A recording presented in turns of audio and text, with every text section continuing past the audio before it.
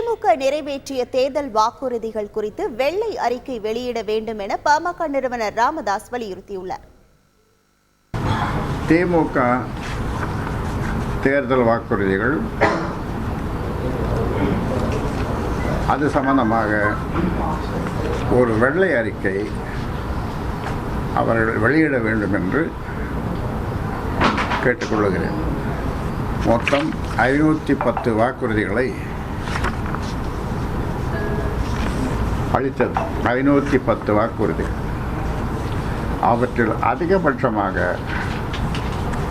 10% விழுக்காடு கூட நிறைவேற்றப்படவில்லை.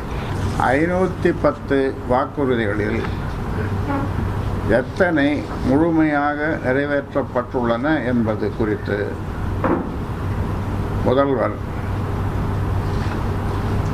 மு.க. ஸ்டாலின் வெள்ளை அறிக்கையை வெளியிட வேண்டும் என்று கேட்டுக்கொள்கிறேன். செய்திகளை உடனுக்குடன் தெரிந்து கொள்ள உடனே சப்ஸ்கிரைப் பண்ணுங்க.